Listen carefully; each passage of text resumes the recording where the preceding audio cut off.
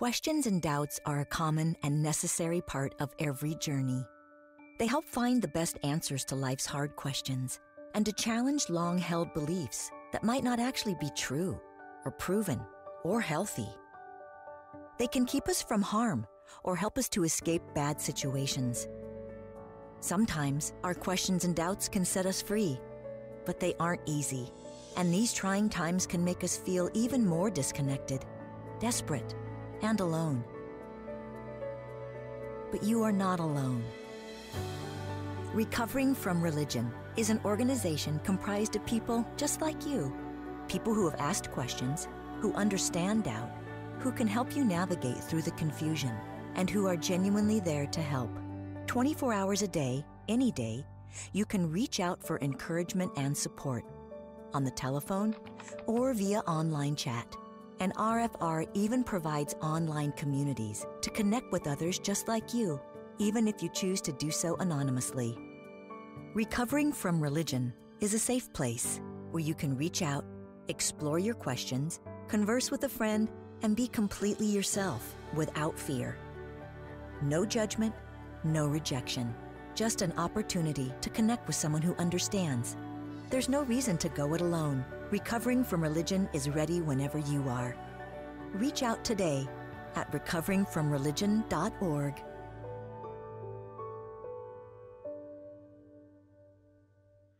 Hello, everyone, and welcome to another fantastic RfRx discussion.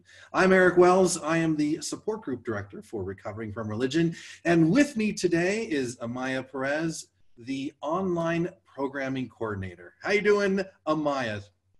I'm doing fantastic. Thank you, Eric. Welcome, everybody. Thank you so much for being here today. We're really, really excited for this one. It's going to be great. Now, at the beginning of every RfRx, we have a poll to kind of get you in the mood, kind of get you thinking about the topic that we're going to talk about today. So I'm going to release that, releasing the hounds right now, and have at it. Again, like I mentioned all the time, this is anonymous, so we're not going to be able to see how you've answered the question. Okay, Amaia, tell us about RfRx. What the heck are we doing here? Well, RfRx is a series of online weekly sessions in which we bring in guests to discuss topics that may be interesting to anyone who is involved in RfR. So this is not a replacement for the headline community or the secular groups. It's more of a complement to these services. And it's also just a great way of providing some advice and coping skills for anyone who is struggling with these topics right now. If you have any questions or any feedback, anything you want to let us know, send it to our email address, which Todd will write in the chat. And if you're watching this on YouTube, all the links that we mentioned will be in the description down below. And if you want to watch any of our previous RfRx sessions, you can go to our YouTube channel, youtube.com/recoveringfromreligion. So you can watch there everything we have done before this. Okay, so in RfR, we have a mission statement, and that is that we offer hope, healing, and support to those who are struggling with issues of religion and non-belief. So Eric, do you want to explain hope? Yeah, hope. The way that RfRx goes about providing hope is by simply sharing and listening to personal stories. You know, I read our blog, I listen to the podcast, and I'm listening to these people. I'm thinking to myself, if these people can get through it, because a lot of the articles and a lot of the episodes, the podcast episodes, have people that I can relate to, situations that I've gone through myself. And I'm thinking to myself, if they can get through it, I can get through it. So we're kind of all in this together. We're here to help one another out on their journey, wherever it is, and wherever they're at, and wherever we may be ending up. So we offer hope by sharing these stories through the blog and the podcast, and we will drop the link to the blog in the chat momentarily. Amaia, tell us about the healing part. Sure. So healing comes from our helpline, and this is done via online chat or phone calls. And here our trained agents will listen to you with an empathetic ear and no judgment or criticisms to any issues that you may have related to religion somehow. It's completely confidential, available 24/7, and safe. So it's a great resource to use if you're struggling right now. We have also collected a very large number of resources, And this includes everything from podcasts, videos, articles, books, just anything you can imagine. You will find it in our resource page, which again will be linked in the chat.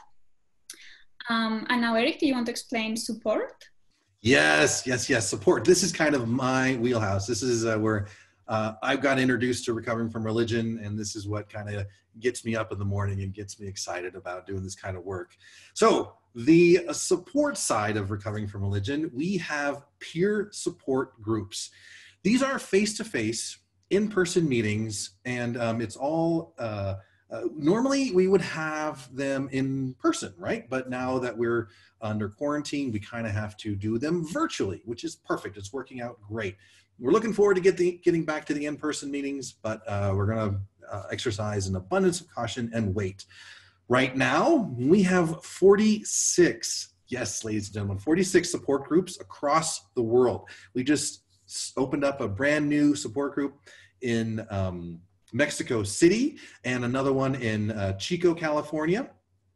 To find the nearest support group to you, we're going to drop a link in the chat, and you'll also see that in the YouTube description. But for me, this is where the magic really happens, because I've been a support group leader for about 5 years, and I get to see people come in and they're hurting, they're frustrated, they're confused, and oftentimes they walk away from these peer support meetings feeling much better about themselves, having much more of a direction, and not feeling alone any longer. Tell us about the helpline community, Amaia. Yes, so we also have a private helpline community, and this is where you can meet people who have similar backgrounds as you, who you can share the same experiences as you.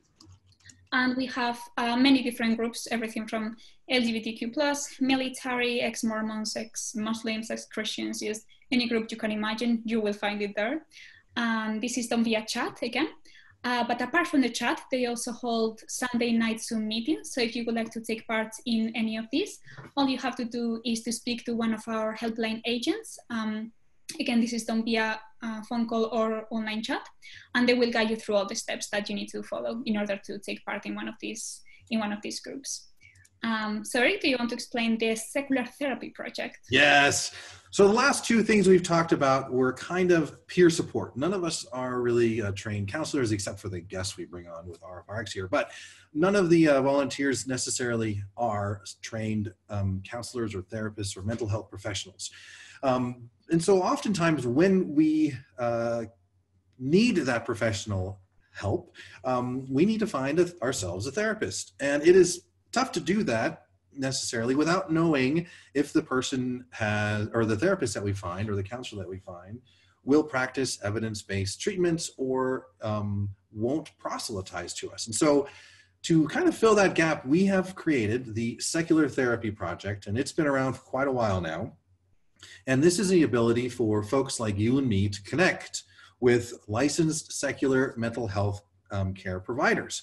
And they are carefully screened in 3 different ways. Number one, they have to have appropriate licensing in their state or their country. Number 2, they have to maintain a secular practice. And so there's no chance of being proselytized to when you get into an appointment with them.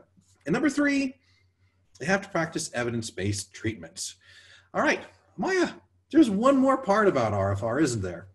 Yes, before we explain last RfRx, we want to explain how volunteering can help you too. So healing can also come from helping others, and RfR volunteers find great meaning and purpose in finding other people, in helping other people, especially in times like this. It can be a great way to give back to the community and really feel like you're making a real change to others, which I think we can all agree that we do, which is really amazing feeling.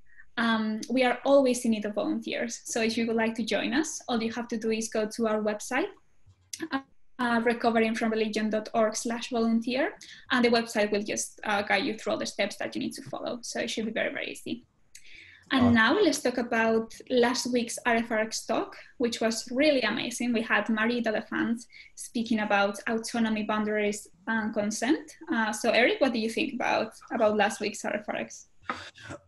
It gave me a kind of a 360-degree view of autonomy and these kinds of things, because normally I'm beginning to learn about it myself and how I can, how autonomy works for me.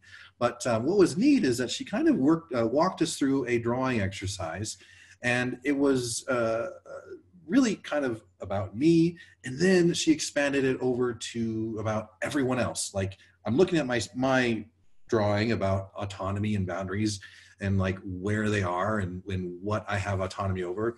And then it's basically mirrored over on the everyone else side. So kind of it got me out of just thinking about myself, because the world doesn't revolve around me, and thinking about other people too.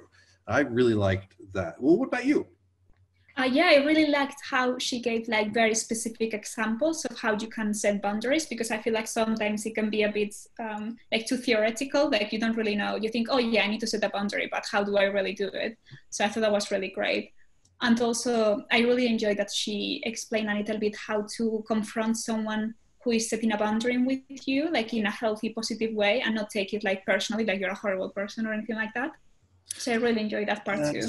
Yeah, that was awesome, because so often, like, you know, I've been rejected when I've asked folks out before, and it hurts. And kind of, she told us like how to, some tips and tricks on how to deal with that. And that really kind of helped out a lot. I liked it.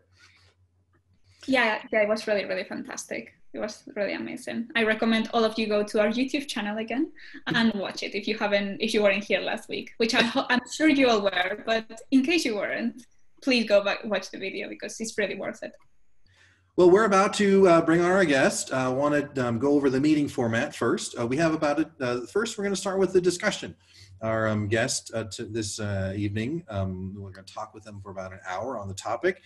And then after that, we're going to have a Q&A session, about 20 to 30 minutes. So during the conversation that we have with Kayce, type your questions into the chat, and we're going to make sure that we ask them during this Q&A session. Then after that, our lovely executive director of RfR, Gayle Jordan, is going to come on and yammer at us for over 60 seconds. And so you get to enjoy that, because I actually really love hearing what she has to say. She's got some great things. And then once that's all done, we're going to shut the recording off, and we all get to hang out. It turns out to be one of the most, the coolest part about RfRx is that we have this whole hangout time, and it lasts for hours afterwards. And of course, you can just leave after the talk. That's totally okay. But if you want, stick around, hang out with us, and hang out with the guest, and shoot the poop. All right, Amaia, take us in.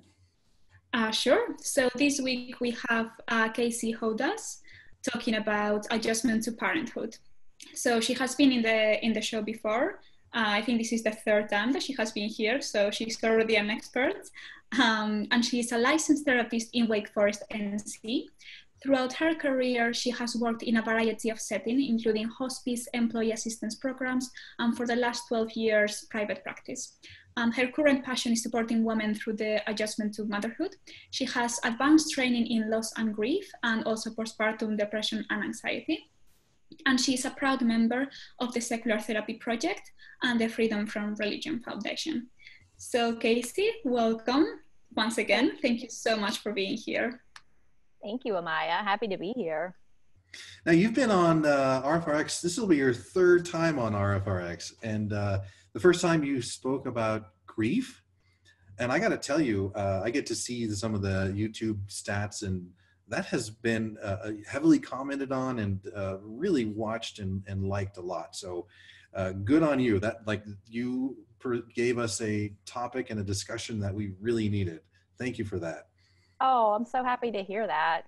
Yeah, grief will come up in this discussion tonight as well, because parenthood involves a lot of grief, as you parents can attest.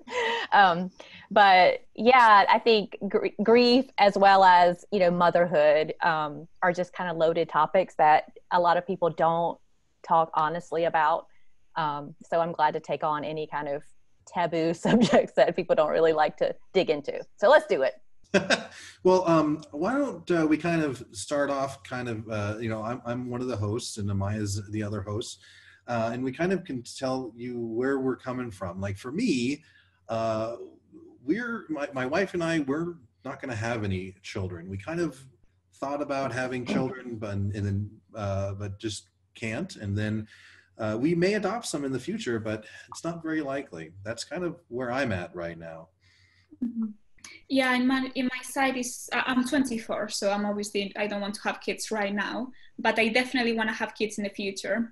And there is nothing that excites me and terrifies me equally the same as having kids, because like I can barely take care of myself, let alone take care of another like baby that needs like my full attention.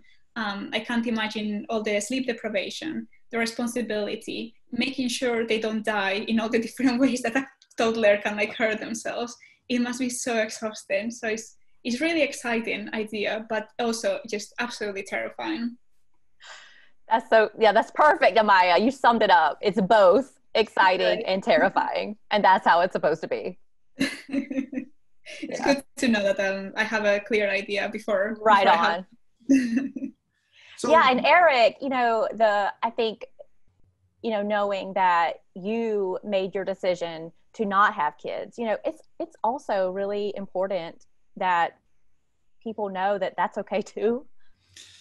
Yeah, I think there's a lot of stigma. I think people, especially, well, I live in the South, so everybody assumes, one, you go to church, and second, you have kids. So like if you don't, and I only have one child, so that's also suspicious for everybody around here. So it's like, it seems like no matter, when you grow up, there's like, it always feels like there's something you're not doing right. Got it. Yeah. Yeah. There was quite a stigma around we lived in Southwest Missouri, and we would often get asked, and more than just inquiry, but like almost trying to like a guilt trip, like, so when are you going to have kids yet? And I would get from my own parents, like, so when are we going to have grandkids, Mm-hmm. And that was kind of, that didn't feel good. Right. Yeah. And I know we've had a lot of RfRx topics lately on boundaries. Mm-hmm. And we're going to talk a little bit about that tonight, because that's a huge part of parenting, is setting those boundaries around, the way that you want to do things, and the unsolicited advice that you often get from other people. And one of the things that one of the topics that I hope we cover tonight too, that comes up so much in the support groups, is how do I balance my kids' time with my religious parents? How can I set these boundaries so that they don't get drug off to Sunday school or church? And so that is actually a big conversation that's had in the support groups around the world that we're having.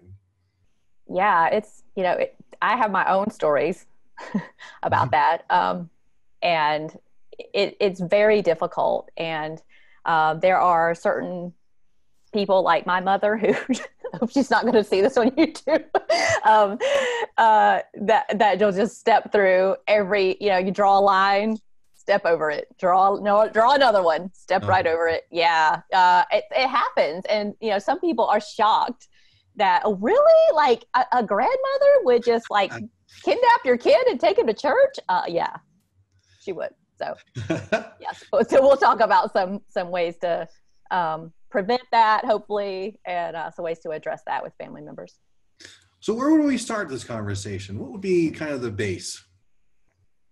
Well, I'd like to start with just the adjustment to parenthood. When you become a parent,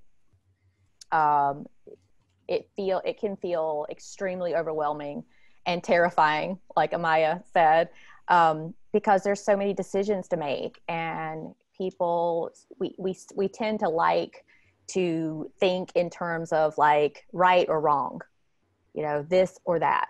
And when it comes to parenting, it's really complicated and very gray. And I like to always say that there are many, many ways to be a good parent, not just one. And it's not about right or wrong. You get to do it your way. And as terrifying as it is, you know, everybody, look around. A lot of people are doing this. And so it you know, it can be done. It is scary, but it can be done, and it doesn't always come naturally. You know, we hear that word a lot with parenting. It's like, oh, it's just natural. Breastfeeding's just natural. Oh, you'll get it. It's natural, and it doesn't come naturally to everybody. So it's important to know that if it doesn't feel like it's happening naturally for you, that's okay. It doesn't mean you're a bad parent. I'm kind of envisioning it as becoming a parent and being a parent is almost like there is no one right way to do it. There's a lot of advice out there, and it also takes a lot of experimentation, and different kids are going to have to be treated completely differently too. Yeah. I see a lot of nodding heads in the video gallery. Yeah, they all have their own personalities, and I think, you know, it's important to remember that you know, tonight's title is adjustment to parenthood, as if it's just this one and done kind of thing, and it's not. The minute you feel like you got something figured out, like you got the baby sleeping through the night, something else is around the corner that will require another adjustment. It is just one adjustment after another, because there's a developmental leap coming that's going to throw everything out the window. So that, you know, it's an ongoing process. And when I did the grief talk, a lot of this is similar, because actually adjusting to parenthood involves a lot of grief, you know? Oh, because you're losing your old life. Yeah. You're a completely unknown. Okay. Absolutely. Think about what you're giving up. You know, a lot of freedom, all of it, basically, all of your freedom, especially at first. It's not about you anymore. Every decision you make now has to involve thinking about this little person and this tiny human who needs you. So vacation, we don't even call our trips vacations anymore in my house. They're trips, not vacations, unless the kid stays with grandma. Then that's a vacation.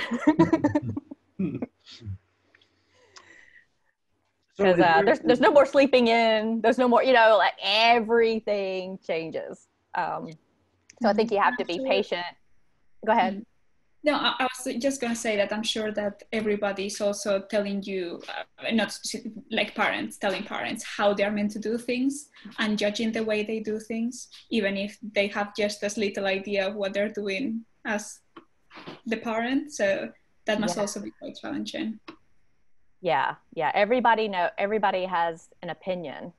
From the second people know you're pregnant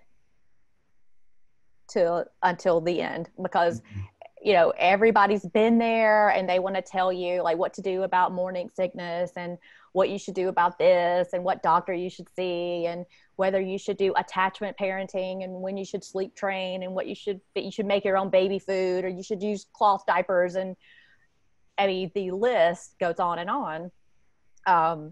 And yeah, I was gonna kind of talk about that too. You know, when you're supporting the new parents in your life, try to calm down a little bit with the advice, because you know they'll get it in their own time, you know.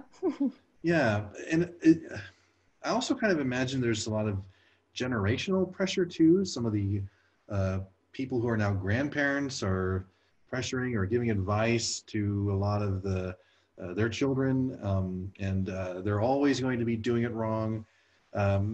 And, you know, the parents of our generation here, we're kind of, well, I'm not a parent, but they're kind of having experienced something brand new that no other parental generation has had to deal with or before. We've got the internet now. How do you properly raise kids with the internet? You know? I see older generations just telling the modern day parents that they're doing it wrong, completely always too much time on the internet. Right. And yes, and there's new evidence all the time about that, like how much screen time is too much. And especially now, I mean, we talk about the adjustment of parenthood. I think I need a class on the adjustment to parenthood in a pandemic. Because, now, I mean, it's completely, unprecedented. Everybody trying to not only be the parent, but work from home and be the teacher. And in my case right now, trying to be the summer camp counselor, along with everything else. But yeah, it's extremely stressful. And, if anybody tells you that it's a breeze, then they've forgotten, which is, mom brain is a thing. Yeah. Or they just, they don't want to scare you to death. So what are some of the things to watch out for as a new parent? Like we like say I just had a brand new baby yesterday. What are something to look for or to take care of or plan for? I think, communication is key, and I'm going to use the terms mom and dad, but I do want to be inclusive in my talk. And of course, I know that families look like they come in all different shades and fashions. So while I may say mom and dad, I mean partners. Communication is really important, and I think planning and talking about how you want things to look can go a long way, as long as you keep in mind that your plan may not work out exactly as you hope. It doesn't mean you shouldn't talk about it just because plans go out the window. At least having a foundation for what you'd like, how you would like for things to go, is important. Because when you bring a baby home, everybody's like, oh, babies sleep all the time. Yeah, they sleep a lot, but it's like they sleep for about 2 hours at a time, and then they need to eat, and then 2 hours, and then they need to eat. So you're not going to be sleeping very much, and the sleep deprivation alone is enough to drive a new parent batty. So I like to advise couples to be very patient with each other during this time, because sleep deprivation is technically a form of torture. So the kids are torturing you? Yeah. I mean, sleeping. I suffer with insomnia. I've struggled with it from all my life. So for example, yesterday I got 2 hours of sleep. And that's just to me normal. So I'm really scared that when I have children, it's just going to be the next level, and it's just going to completely ruin my sense of reality. I'm just going to go completely crazy without being able to sleep at all. Yeah, it is. It makes you feel crazy. So it really, support is so important. And during the pandemic, it's really hard on new parents, because you can't have the help from maybe family members or friends who will come over and watch the baby while you sleep. I remember being a new mom and feeling okay, I could either, when the baby sleeps, I could either get something to eat myself, I could take a shower, or I could sleep. But I could not do all three of those things. It was, because it just wasn't long enough to do all of those things. So it's really just the weirdest time when you're just your basic needs aren't even being met. So really challenging. But if you do have support in your life, lean on those people. There's so much shame in asking for help. And it takes a village. It really does. Okay, so when you're talking about support, not necessarily just joining a Facebook group or going to a monthly meeting or something like that, but actually asking for people to help. And would that kind of be even as mundane as maybe food, getting like, hey, can you prepare some meals for me or something? Yeah, there's a lot of people will do these meal trains now. That friends and family members of the new parents will organize, people to bring by meals on like a rotating schedule, which is great. I'm not sure how that would work right now with the pandemic. I guess that could still work, right? Like somebody you trust to make a freezer meal or something and drop it off and with no contact. That's great because new parents don't have a lot of time to meal plan and purchase ingredients and come up with a recipe and all of that. So that's really helpful. Gift cards for local restaurants, gift cards for grocery delivery could be helpful. And ask, like people, if you know of new parents and they're kind of not reaching out for help, ask what they need. And if they don't respond because, they're caring for a newborn, send them some diapers. Send them a gift card to a local place that delivers food. Instacart. It's so easy now with delivery and things like that available in most places that, everybody needs to eat. So, and during the pandemic, you can't come over and care for the baby while mom rests or takes a shower, but you can, send them some food or a gift card. I like that. Yeah. Yeah, very practical things. Yeah. Sorry, Eric, go ahead. No, I also kind of see a lot of new parents just getting exhausted, and it almost seems like they overwork themselves, which, what are you going to do? It's a kid. You don't want them to die.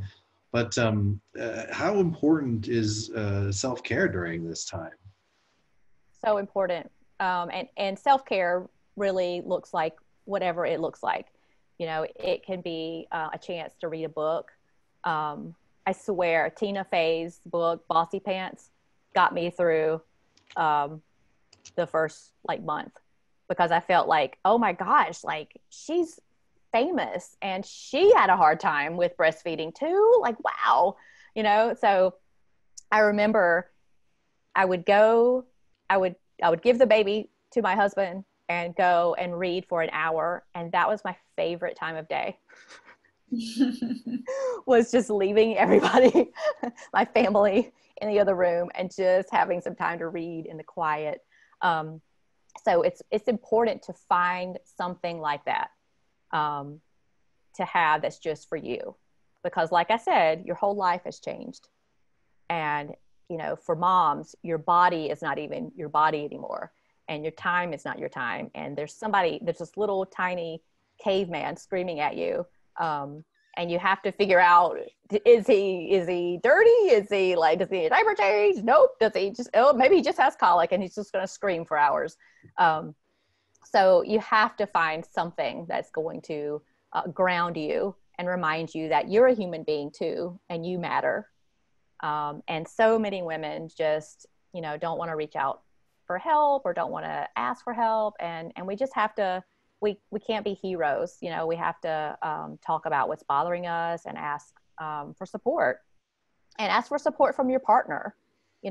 Figure out how to share in the, divide up all of the tasks that need to be done. There's endless laundry, and there's bottles to clean, and there's breast pump stuff to clean, and there's diapers, and there's so many things that it just seems seemingly endless list of tasks to do. So decide, if mom is breastfeeding, dad can do some of the other stuff. That's one thing that only mom can do. And after a while, when you introduce bottles, if you do that, I'm not going to get on a how to breastfeed tangent here, but there are things that your partner can help you with. It's not all one person's job to care for baby. Mm-hmm. And what about paid support, so nannies and things like that? Because I know a lot of new parents hire nannies, but then they get such a negative response from their communities being like, what are you doing going with your partner to the cinema? Don't you have a child to take care of? How can parents not how do you say like confront those kind of situations, or how can they react in a healthy way? Just do it. It's your family, you know, and if you can afford to, you know, hire a sitter or hire a nanny, or you know, in the postpartum days right after bringing home baby, I encourage people to hire a postpartum doula if they can. And right now during the pandemic, doulas most likely cannot come with you into labor and delivery, but they could probably come and help you out at home after. So yeah, whether it's a nanny, whether it's, you know, a parent or somebody that, you know, somebody else you trust. Yeah, and hired help is probably better than the grandparents, actually, because you're paying them and you can tell them what to do and it's their job, you know, whereas grandma will, you know, do her own thing. Not giving grandmas a hard time here, but I'm just saying, like when you're paying somebody to do a job, you know, you can manage that a little more easily than maybe a family member or somebody close to you. Now, you use the word doula, and I've only heard that a few times in my lifetime. What the heck's a doula? So a doula is a trained support person who is there to support both partners during the labor and delivery.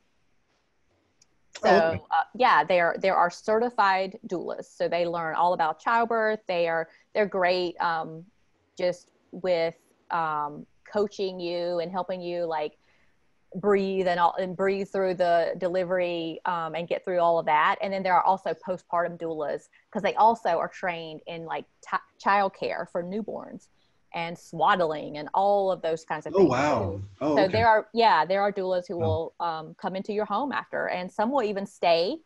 There's a whole range of services that they offer. So, and in certain parts of the country, they're more popular and more utilized than in others. So that would just depend on where you live.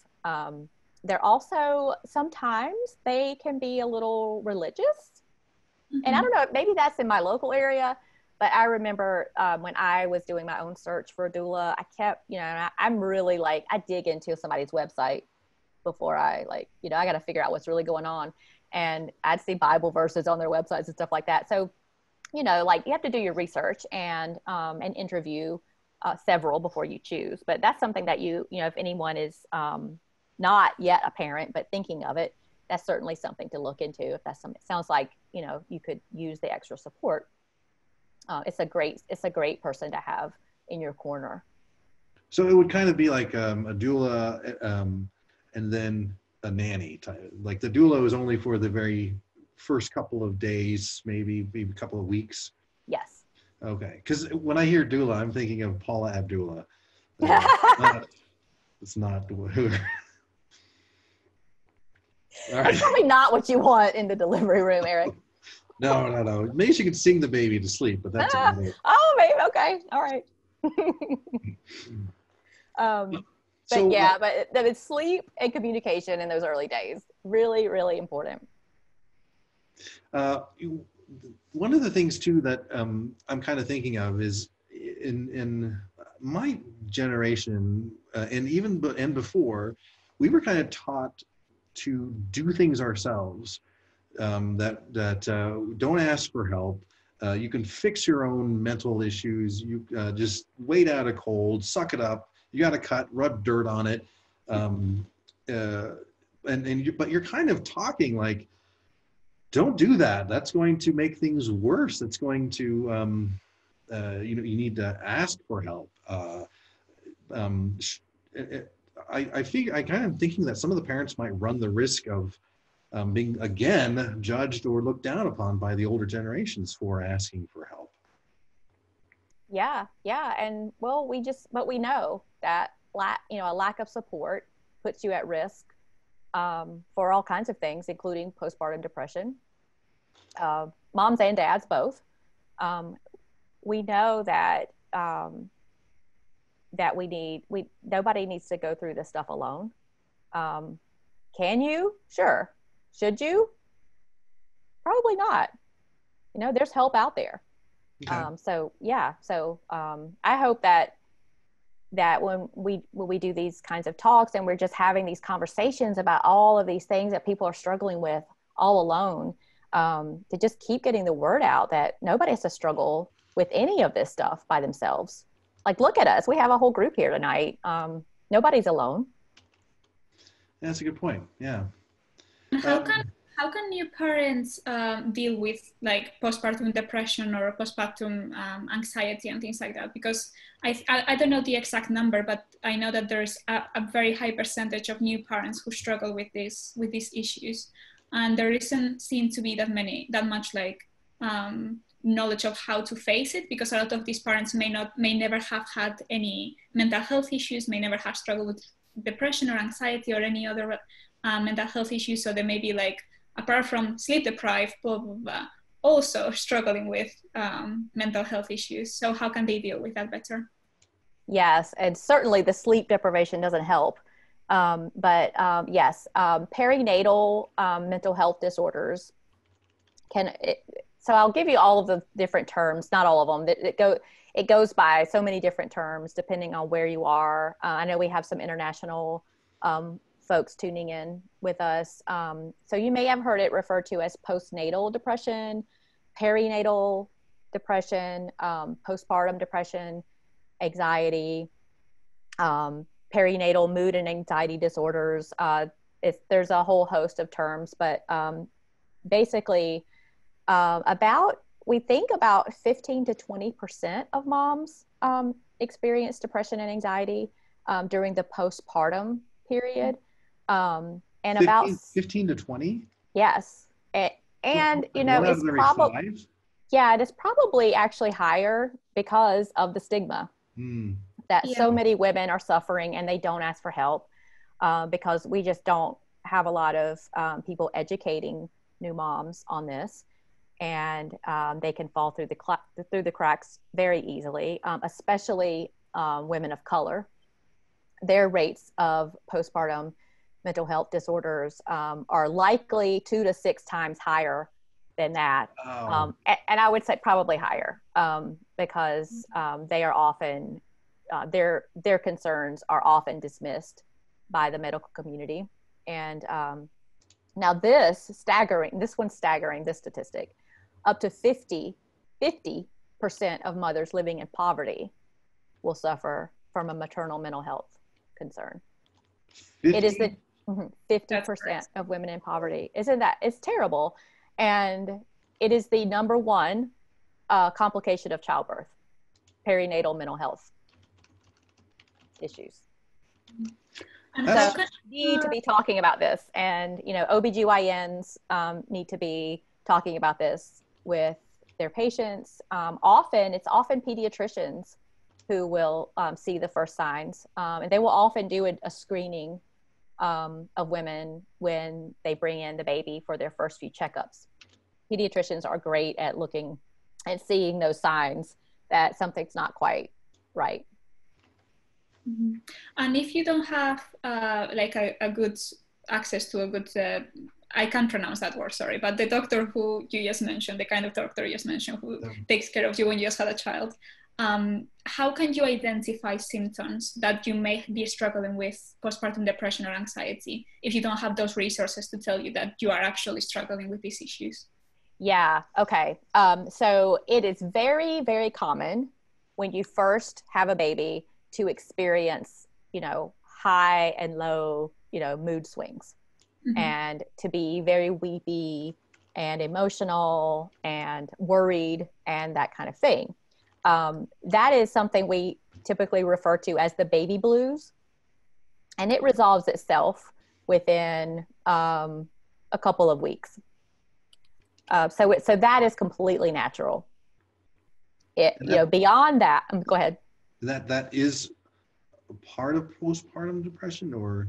No. That is kind of just that's how it is for most women. Okay. Yeah, about probably 80% of women experience that. So just kind of crying at the drop of a hat, feeling. That's totally normal then. Okay, got it. Totally normal, yeah.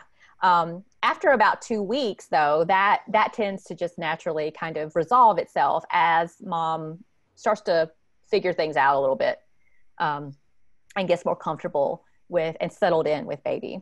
After that, postpartum anxiety symptoms can be, there's a ton of different ways that it can show up. It can be constant worrying, crying a lot, not being able to sleep when given the opportunity to sleep. I always have to add that because nobody's sleeping in a house with a newborn anyway. But when you have the opportunity to get a couple of hours or to have a nap and you can't sleep, that is a sign. If all you want to do is sleep, that can also be a sign. Lack of interest in baby. And it's all of these things together, because I also want to say that not every mother feels completely in love with her newborn right away. It does not mean you are a bad mom if you don't feel connected to that baby. Not everybody is a baby person. There are some people growing up playing with their baby dolls. They cannot wait. They knew they wanted to be a mother. Others of us have the baby and we're like, what am I supposed to do with this little screaming alien? But combined with all the other factors, feelings of hopelessness, crying, sadness, loss of joy in things that you used to enjoy, dark and intrusive thoughts. And let me also say something about this one.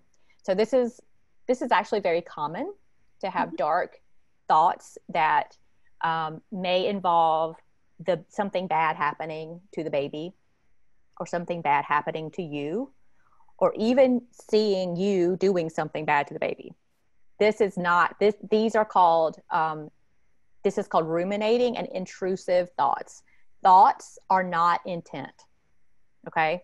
So it doesn't mean you want to hurt your baby, and it doesn't mean you're going to hurt your baby. Moms do not want to hurt their babies, but this is something to look out for. The media has often sensationalized postpartum depression and kind of lumped it in with postpartum psychosis, which is something very different. Oh, wow. Yeah, that would be that would be scary. Yeah. Yeah, and that leads to women not wanting to reach out for help because they've heard these stories. Everybody knows, I'm sure everybody's heard of Andrea Yates from back in the day. And there were others that, we could point to that got news coverage, but that is a very rare kind of situation. And that isn't, that's certainly urgent if a mother is threatening to hurt herself or hurt the baby. That is something you want to get help with right away.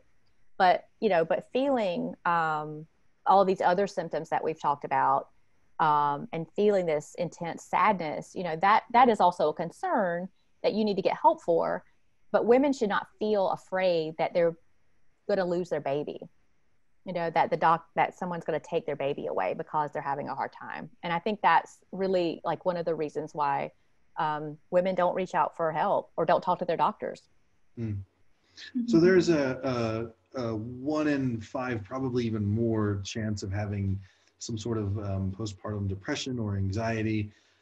What's the comparison with postpartum psychosis? What's that like? It's around like 0.1 to 0.2%. 1/10 or 2/10 of a percent? Oh, wow. So very rare. Certainly an emergent kind of situation though, if it does, arise. But that is, it involves sometimes visual and auditory hallucinations,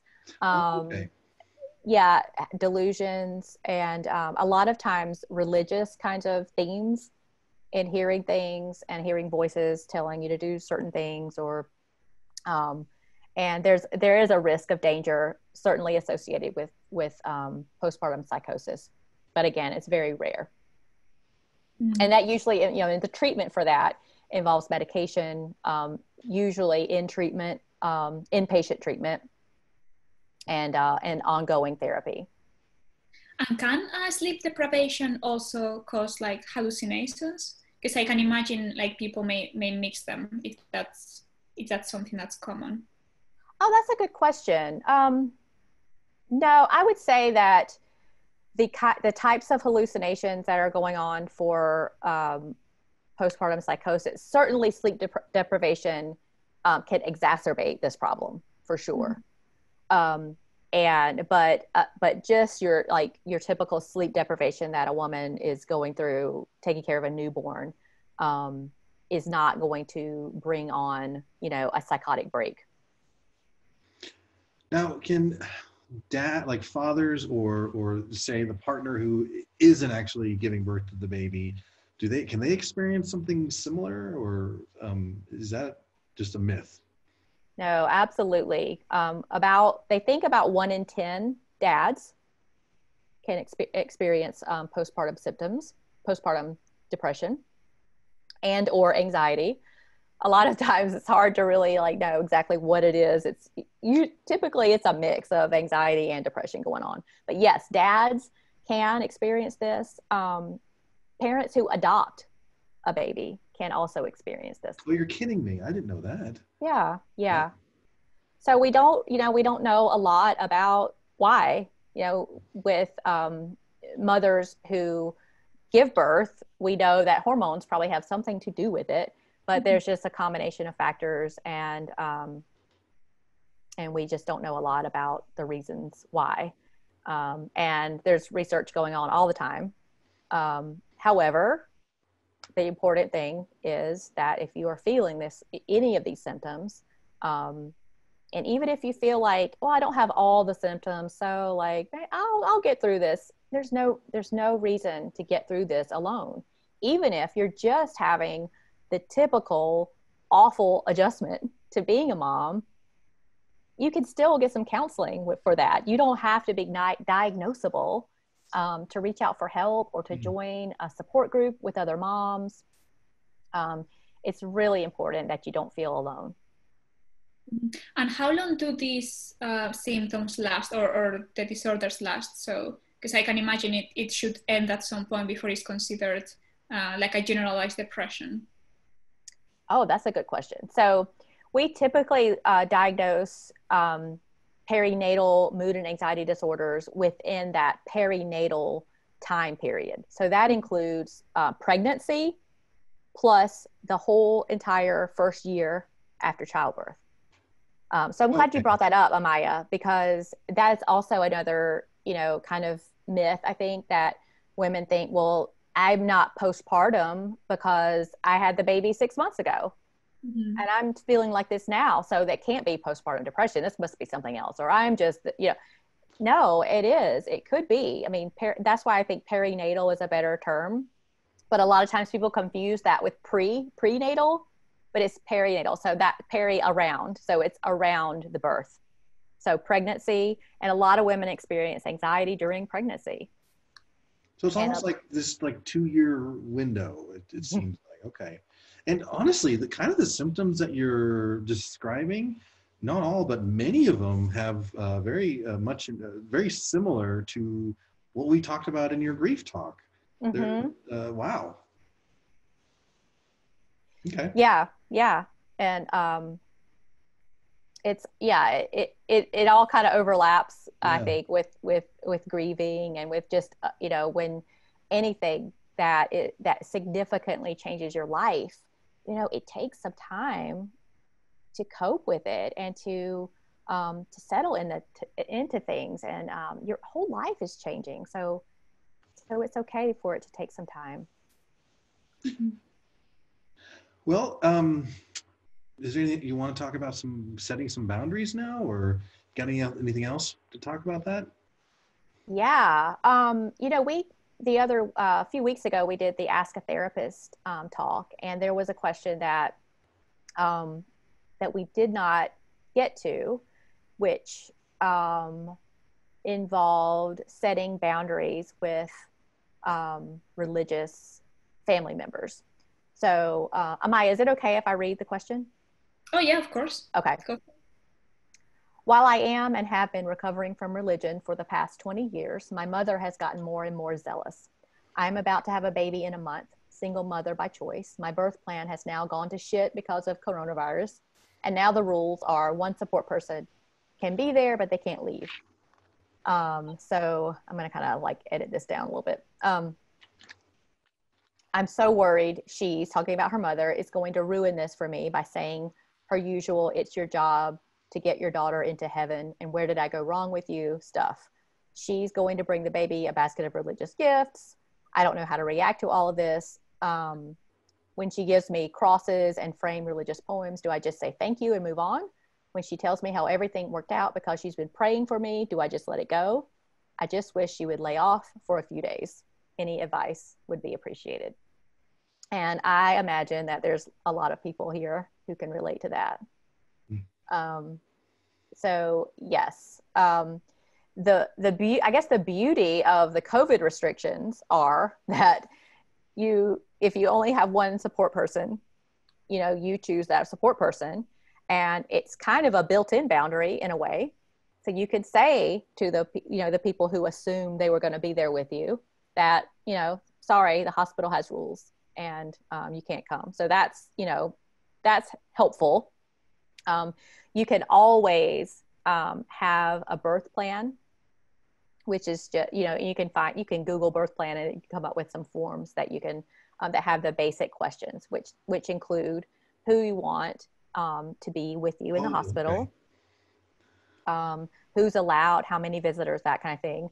Right now, the rules are very tight and restricted for how many people can come in. But I think one of the bigger problems happens when you bring the baby home and people start sending gifts and especially religious people might start asking you, well, when is the christening? And, and I don't know how christenings are working with the pandemic, but it's a spray bottle, right? Right, I guess. Who knows? Maybe it's a drive-through, like spray, like a drive-through car wash, maybe. We should get one of those super soakers, Right. But I always encourage women, to first, to think about what you want. This is about you and your baby and your family and the way you want that to look and your values. So, I think writing things down can really be helpful. Writing down exactly what you'd like to say to people. And, what are the answers to that question? When are you having the baby christened? I'm not. That's the answer. I'm not planning on doing that. And you don't owe anybody an explanation for why. So I think it's a good thing to just kind of have that list of answers to those anticipated questions. And instead of saying, oh, no, thank you to the gifts, although you could certainly say no, thank you to any gift. I think preemptively, if you can provide a list of things you do need. Oh, almost like a registry for like a wedding. A registry. Yeah. Oh, gosh, that's so brilliant. Yeah. People register all the time for this stuff, and you can have, you can send out an email, because sometimes you register for a bunch of stuff like you really don't need. Like the baby industry is like worse than the wedding industry, I think, like with the, you need this and you need this new diaper genie 2000 or whatever. Like, no, you don't. Like wipes warmer. Like, come on. Do you really, you think your baby cares about a cold wipe on his butt? Like, does not care about that. But, I can tell you that I had these traumatic experiences when I was 2 months old. The wet wipe, it was so cold. Eric, save it for your therapist. Okay, all right. Right. So I think and sending out, when you come home with the baby, and then you might be thinking like, oh my gosh, I should have registered for more diapers. We don't have enough diapers. So, you could even send out an email to everyone, baby's home, we're settling in nicely. If you haven't, if you were thinking about sending a gift, here's some things we really could use right now, and have that list sent out. Boom. So instead of, okay. Is that something you never have enough of? Is diapers you just never have enough of? Is it yes. Okay. Never. All never. Right.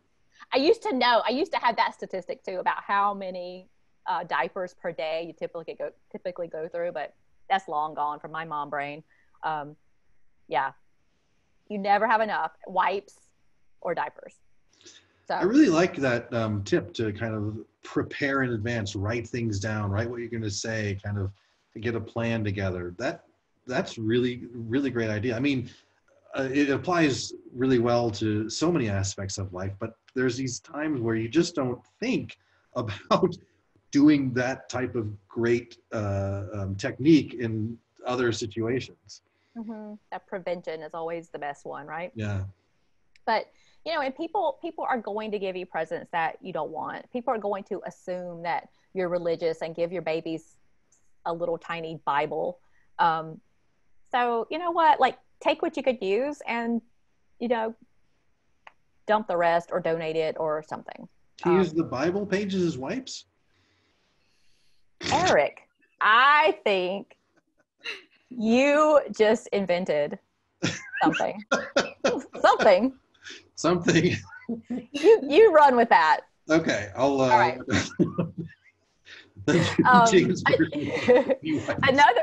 Another thing that new parents often deal with is people just ringing the doorbell. You know, like even if just, it could be something you're expecting, like your big shipment of diapers. But when I had my son, when he was a baby, we had a dog who, like, the doorbell just really was his, like, it would just set him off. Like, he was the best dog ever, but the doorbell was just like that thing, he was going to bark.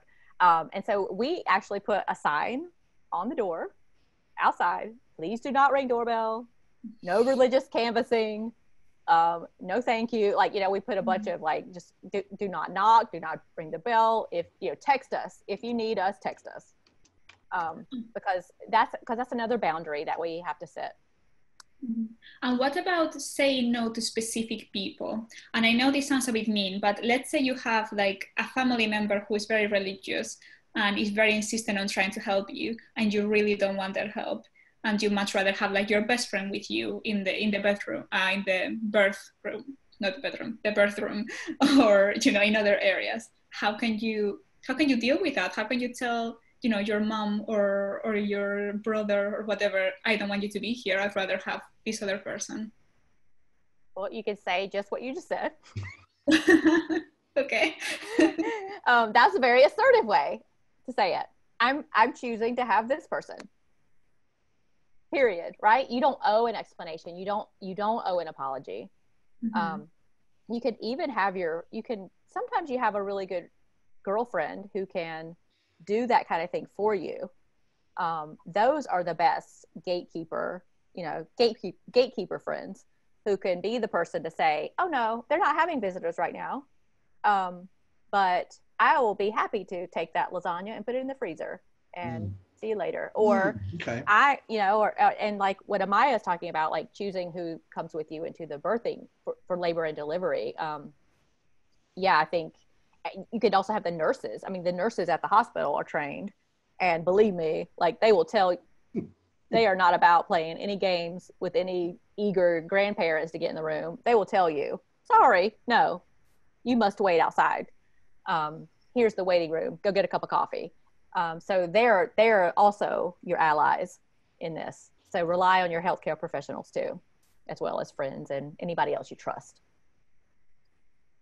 Got it. But I hope that I addressed that question that we got. I felt so bad that we didn't get to it a few weeks ago. No, I think you did, and I think it was great that she asked this, because I'm sure there's so many people who are struggling with different version of the same story, like having people they don't want around them wanting to be around the parents and not knowing how to say no, because it is very hard to say no to someone that you love. Mm-hmm. Yeah, and right now, you know, there are grandparents who aren't able to visit with their brand new grandchildren, and it is heartbreaking. And you know, we're all experiencing those kinds of things right now, not being able to connect with the people that we really want to. So we just all, you know, have to be patient. And with new parents, you know, have some patience for these folks. Like, they are going through the biggest adjustment of their lives. So I think we have to back off a little bit and hold on to that advice that we might be really eager to give, and just, wait it out. Mm-hmm. And in the context of COVID, how can we deal with the COVID restrictions and parenting at the same time? You mean for asking for support, for example? So okay. being able to maybe access any support at all, for example, like that, I can see how that could be a thing for many parents. I have some resources that I have links to. There's a great resource called Postpartum Support International. Mm-hmm. And they are doing a ton of virtual support groups right now for free. And if you go to postpartum.net, you can find out more. They're a wealth of information on that website. If you need somebody to talk to, they have a warm line, which means, it's different from a hotline, because it's not a live person answering, ready to talk to you. But if you call, someone will get right back to you. So someone is manning the phones and listening to the messages. That's really and cool. They will, and you can text as well. And they have support in different languages, and support for dads. There's a weekly dad support group. They're wonderful. And there's a directory of therapists and also psychiatrists who are trained in treating perinatal mood and anxiety disorders. There's information for the media. They're really, their mission is to get out the word about, evidence-based treatment and support for new parents. So that's a good one. In your local area, there are tons of mommy groups that are holding their meetings online right now. Even Facebook, if that's all you can get, like sometimes, everybody's here from different places. So I can't speak to your local area and what's available. For some women, it comes down to like a Facebook group. And you know what, if that's all you can get, then fine. Like, there are some really good supportive Facebook groups, but proceed with caution, because you will, like, if you want to, get support from other moms in Facebook groups, great. Do not rely on those though for help for like medical issues or, mental health issues. You're going to hear all kinds of stuff in those Facebook groups. So, don't seek advice about caring for your baby or yourself through those groups, but certainly for support, like that's okay. Mm-hmm. Yeah. What some things to watch out for in terms of pseudoscience? Because you mentioned a bit like not trust everything you hear. So I can imagine things like, I don't know, essential oils or anti-vax groups. I don't know what it is, but the quacks really prey on new parents big time. Well, they seem to do it with any kind of vulnerable population. Folks yes. who have cancer, folks who have any kind of illness, or even during this COVID, we have seen scams and folks trying to prey upon those fears. And you're telling me that having a child is no different than that. Like, there's a lot of predatory folks out there. Yeah, it's unfortunate. Yeah, it's like, they attack whenever they sense some like vulnerability, like you said, or anxiety or fear. They're going to jump right on it. Ask your pediatrician. Find a good pediatrician in your town and ask them. They are ready. They have heard it all. Don't worry. Like, I don't know. I remember checking my son's temperature and then being like, well, it's 100. I don't know. Like, is that a bad enough fever? Like, just call them. It doesn't matter. The worst that can happen if you call the pediatrician is they say, no, I think you're fine. Right? That's the worst that could happen. Or bring them on in. Usually they say, bring them on in. Bring them in. Okay. Bring them in. Let's take a look.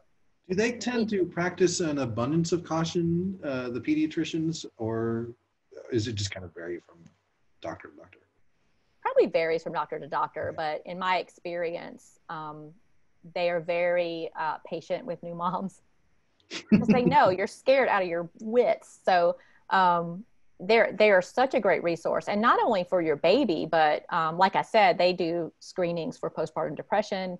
A lot of pediatricians' offices have a lactation consultant or a lactation nurse on staff right there, who can be helpful for any breastfeeding issues. So whatever it is,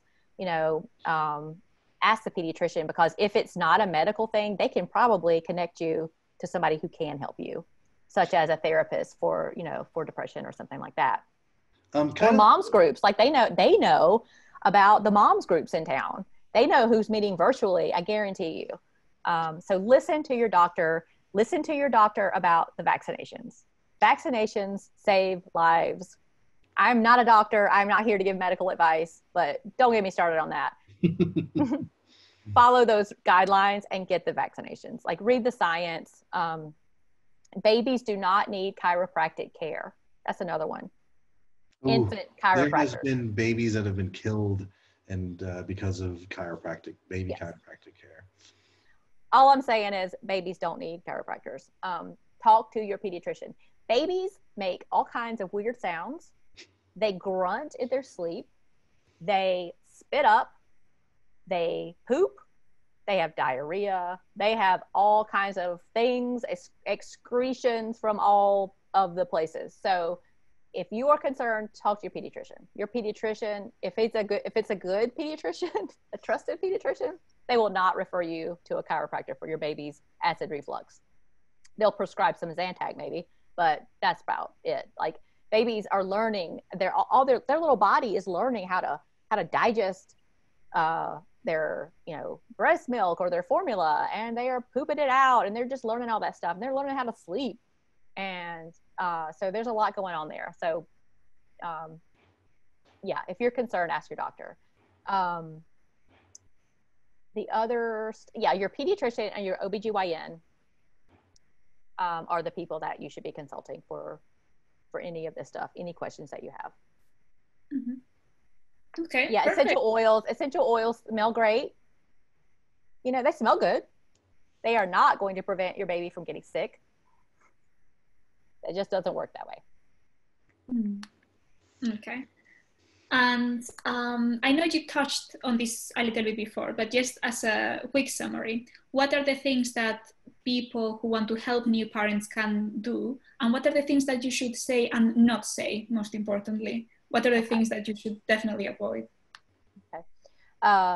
If you're wondering, like, how do I support the new family down the street? Like, I just want to do something for them. I want to come over and hold the baby. Well, they may not need you to come over and hold the baby, but I guarantee you they would not turn down a freezer meal or a gift card for a restaurant or a gift card for Instacart, or if you just went and picked up some groceries and left them on their doorstep. They would be grateful. So think about the basic needs. If you hire, and right now in the pandemic, this probably doesn't apply, but hire somebody to or you go over and clean their bathroom or fold some laundry. Or they might need you to hold the baby, and so mom could go take a nap or take a shower.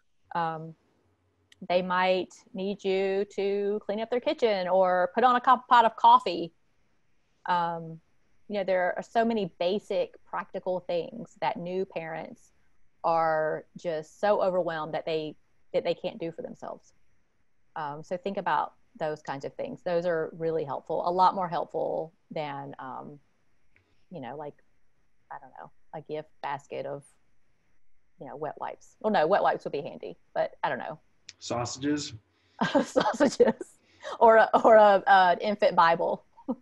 We've got some ideas in the pub or in the chat about taking dad to the pub, or buying mom a present as opposed to the baby, or even helping to mow the lawn or shovel the driveway too. Yes, that's a great one. Mowing the lawn. I mean, think about that. Yes. And like Eric said, wipes and diapers, you never have enough. Amaia asked what not to say. Don't tell them, just cherish this time. It goes by so fast. Not fast enough, in my experience. And, oh, they're only little ones. Just love on them. Well, you know what? Mom might be really tired and her boobs might be really sore from breastfeeding. So, you know, that's not going to work out. Don't hold the advice, because unless they ask for you, maybe they ask, what did you do about sleep training? When did you start sleep training your baby? If they ask you, then fine. The door is open now for you to give some advice or tell them about your experience and share a little bit. But if they don't ask, like, don't just start offering what you did with your kid. I had people telling me, my baby was 2 weeks old, oh, I had my kids on a schedule by then. I was like, how did you have a schedule with a 2-week-old? That was not true.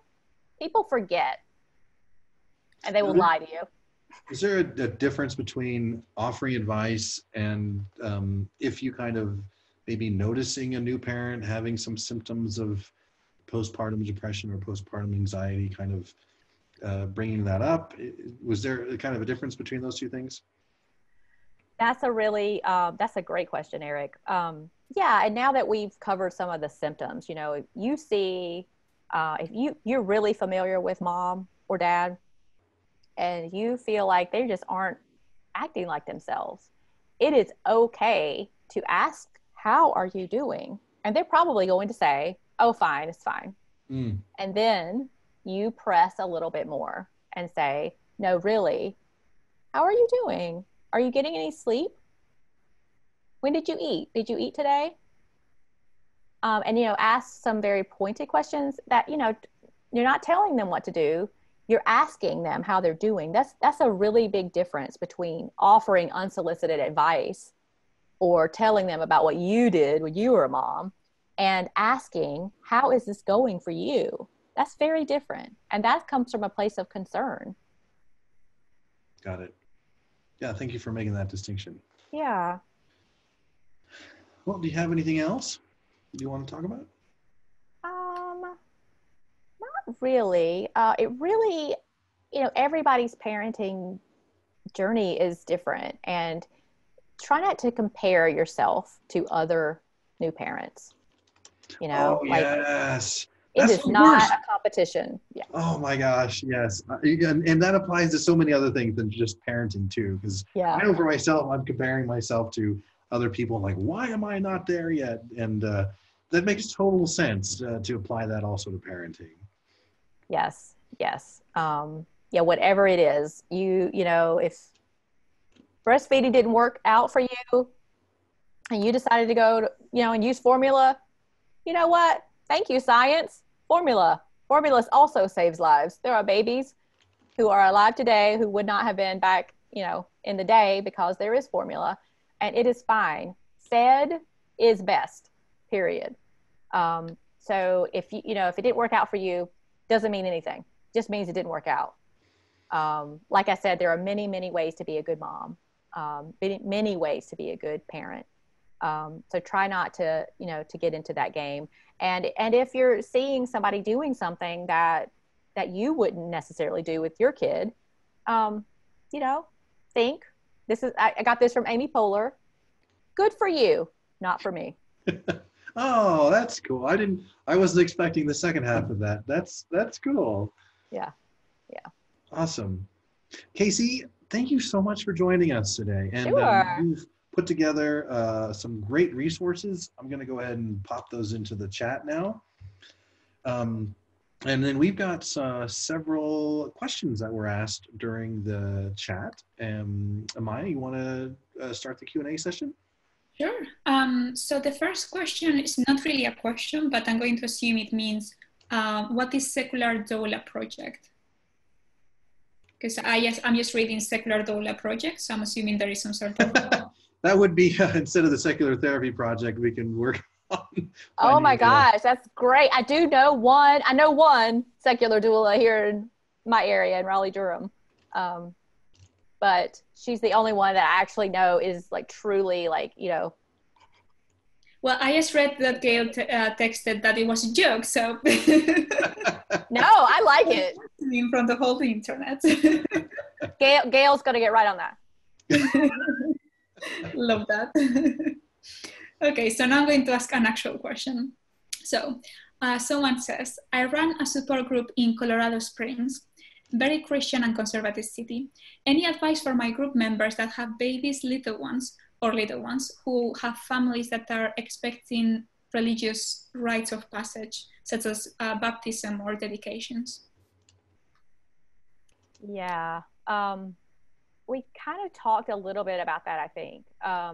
But you know, it's your decision.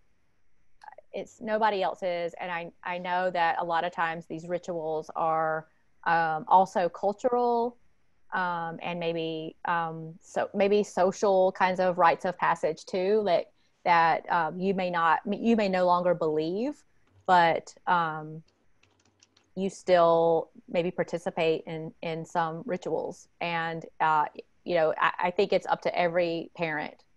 And so, you know, talk with your partner about what you want to do about that. You are a team. It's really important for partners, you know, your family, to be a team and to decide what you're going to do, and address the religious family members who may not be happy about it. You know, address them together. You know, be a united front when it comes to that stuff. That's really the only advice I have. You have, you know, you're going to be an advocate for your child for the rest of your life. So there are going to be a lot of times you're going to have a lot of uncomfortable conversations that just comes along with being a parent. And so, you know, start practicing now by saying no to those grandparents, or saying like, we're not doing that. We're not raising our child in a religious manner. Period. You know, it's your decision. Got it. We have another question here, and this person is kind of experiencing that his spouse won't take advice because, being the mother, she feels like she knows exactly what's right, and so she kind of will tell him that your idea isn't valid because I'm the mother. I gave birth to the child, and what I feel and what I know is the correct thing to do. Okay, that's a tough one. Yeah, it's a lot to unpack in that question there. Yeah. That sounds a little, I mean, correct me if I'm wrong, but that sounds a little more needing for marriage counseling and less for parental advice, almost.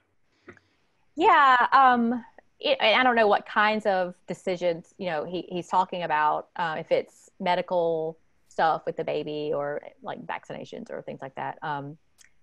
So if it is something to do with the baby's like healthcare, you know, he could always say, well, hey, why don't I certainly, like, you certainly have a valid point there, honey. But maybe let's talk to the pediatrician and just see what they say.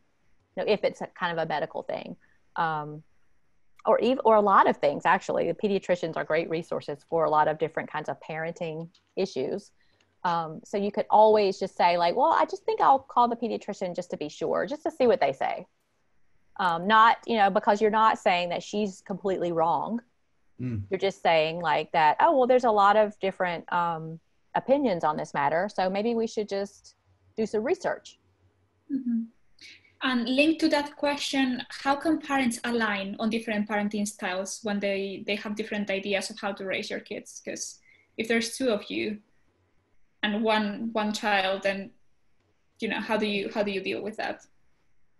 Yeah, you have to talk about it, and you have to be able to defend your you know, opinion on it.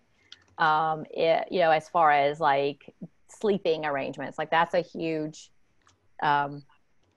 topic, whether you co-sleep or not. You know, there are people who decide that the baby sleeps have a family bed, and so the baby actually sleeps in the bed with them.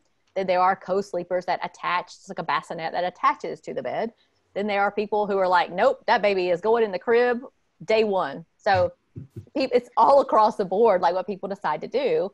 And a lot of times the mother and the father like disagree on what should happen. So I think you have to be willing to talk it out and talk about your reasons for wanting to do it a certain way. You know, and maybe even get the help of a therapist if you're at an impasse and you really can't come to any kind of agreement.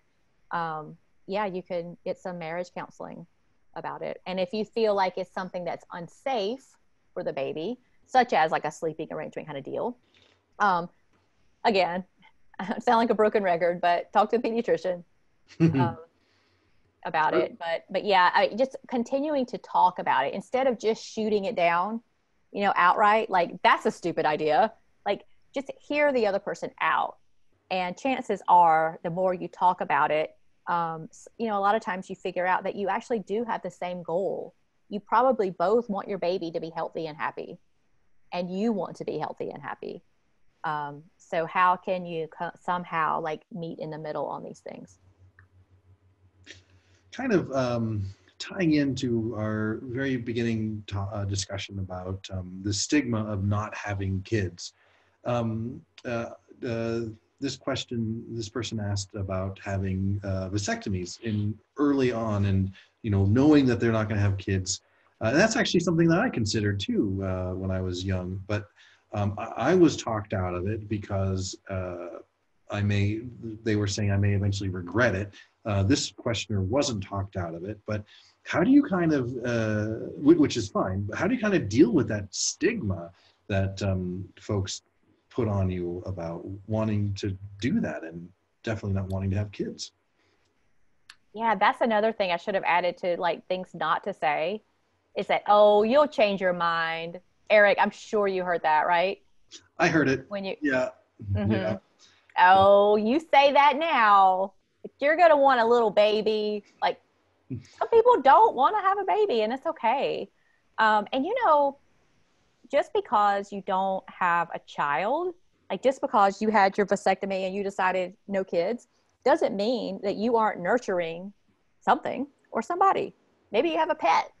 Maybe you have a career that you love. That's a good point, Maybe yeah. you're a volunteer for an organization and you put a lot of time into that. You know, so everyone is parenting, right? Like we're all nurturing something.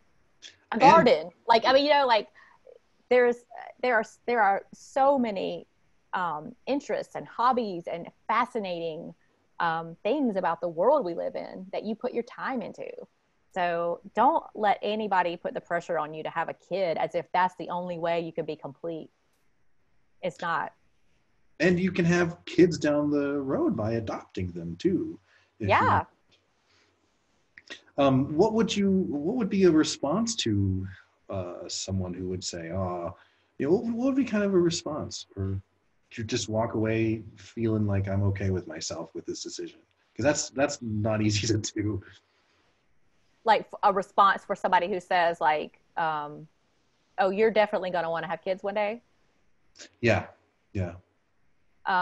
You could always say, oh, well, I guess that'll be my problem and I'll figure it out. Got it. It's really nobody's business. Yeah. Oh yeah. All right. I know. I got very assertive once I had a kid. Like, I don't have any more fucks to give. Like, I will tell you, no, that is none of your business. You know? This many. 0. You got to stand up for yourself and stand up for your kid if you have one. And if you decide not to have kids, just stand up for yourself. Okay. Okay. And the last question that we have is how to deal with feelings of not liking your kid or your children. Because some parents may love their kids, but not like them. So how can they deal with the feelings of shame and of guilt? It is normal. I feel this way every day. Not every day. Most days I have a second or two where I don't like my kid. My husband and I are constantly calling our kid a douchebag. Not to his face, but kids are, come on, Gayle. Right? Gayle has 4, right? They are little, and if you read one of the books I listed was called The Happiest Baby on the Block.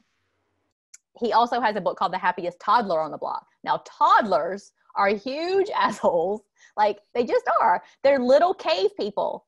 Like, you think about a cave person, you know, like grunting and like this, that, I want that. No, you know, I want my way. I want that donut. No, I hate that donut. Like, they're constantly like just making your life miserable. So, yeah, so it's okay to not like your kid.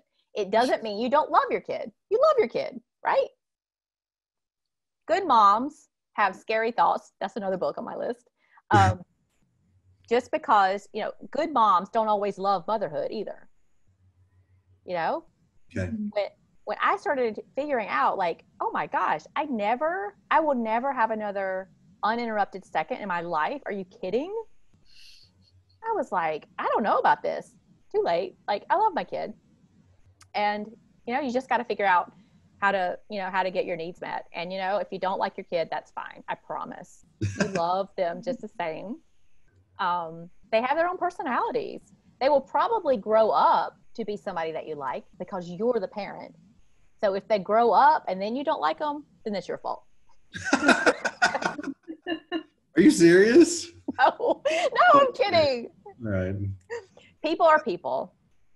And kind of along the same lines, what about favorite kids? Like, are there favorites? I mean, because I think I'm a favorite, to be honest with you, but.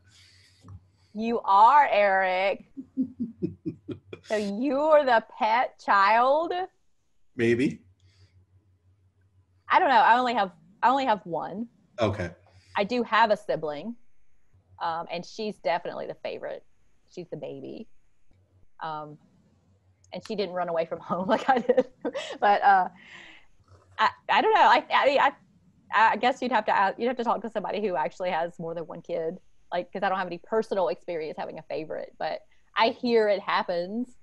And I don't even know. Like, I think that I think a lot of parents have one of their children that they feel maybe super connected to because they see themselves in them. Okay. So, you know, they got a lot of the same genes, so they can kind of relate to that person. I'm a highly sensitive person, and so is my son. I'm very anxious, and so is my son. So I tend to be more patient with some of that stuff than his dad does, because I can like God, it's just like, oh man, he totally got that from me. So I think sometimes you empathize more with maybe one of your, you know, children. But I don't know if it's truly your favorite. Got it. You don't have to, you know, because it doesn't matter, right? It doesn't matter if you might sense that like, oh, like she's totally mom's favorite, but what does it really mean? Like, does it mean that your mom doesn't love you? No. Got it. Kayce, thank you very much. This was really great. I mean, I'm not going to have kids, but I still learned a lot from this. Great. Yeah, me too. If anything, I think I'm a bit more scared of having children, but also more excited too. It looks like a crazy adventure. Do you think you're good? Mission accomplished. I didn't know that was the aim, but yeah, well done. Well, Kayce, we're going to have a hangout in a few minutes. If you would want and wouldn't mind sticking around and kind of saying hi to the folks, and maybe they have some more questions that were popped up. Okay. Thank you. All right. Next Monday, we're going to do this again, and I hope to see you. What is going to be neat about this one is it's called Creating Meaning Without God. And we're bringing on a philosopher, Danielle Lasouza, and she's a PhD. So a little bit about the description. What is the meaning of life? For those who do not believe in God or religious faiths, the meaning or purpose of one's life, or the life in general, can seem unclear, confusing, or simply absent. So we're going to be discussing a variety of ways that we can help create strong, anchoring sense of meaning that is authentic inside of the secular worldview.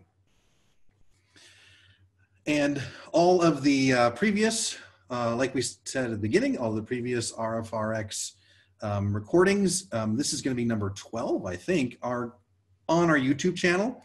and we'll get that link in the chat. And if you have any topic suggestions or topical questions, comments, or inquiries, send us an email. Tell us how we're doing. Tell us your thoughts, and we'll link that email in the chat as well. And all right, before we move on, we've got a feedback. We always have this closing feedback poll. If you could go ahead and answer it for us. Again, it's totally anonymous. Amaia, what's next? What's next is our amazing Gayle Jordan, who is going to give us her 60 seconds, not really 60 seconds, final message. So Gayle, the floor is yours. Thank you. I'm setting my timer. Thank you, everybody, for a great session. Kayce, that was wonderful. It was about 35 years too late for me to hear this, but it was fabulous. And we succeeded in scaring the poop out of Amaia. So I figure it's a successful evening. Thank you for attending. I have enjoyed the conversation. I've enjoyed the serious moments and the lighthearted moments, and I hope you have too. Thank you for joining us. At the beginning of the session, we talked about volunteering for RfR. The door is always open. We would love for you to join us in our volunteer group. The volunteers are the heart and soul of recovering from religion, because those are the folks that make it possible to have the hope, healing, and support that we offer to folks who need it at a really difficult time. I want to mention something to you that I try to highlight a different part of recovering from religion each week. Tonight I want to talk a little bit about our blog. We have a blog. It's located at Pathos. The name of it is X Communications, because we're so clever. If you are interested in putting your story down on paper, our editor, Joe Omenson, he looks for about 1,000-word essay. He would be glad to help you with links or with editing or even with the writing part of it if you'd like to get your story out. We have, you can conceal your identity to the degree that you are comfortable with. And we have heard so many folks talk about the cathartic nature of getting those stories out, getting them down on paper, getting your thoughts together. And if you've never done that, even if you don't submit it to the blog, I encourage you to do that. Sometimes it helps put some things behind us, and it helps with the healing process. But if you'd be willing to share it, we'd love to put it up there. You may find that it speaks to other people. So I would like for you to consider that. Thank you again for attending. I hope that I see you next week. Kayce, thank you for a wonderful session. Thank you, Amaia and Eric, for being the fabulous hosts that you are every week. And I thank you again for this moment, and thank you for coming. Reach out today at recoveringfromreligion.org.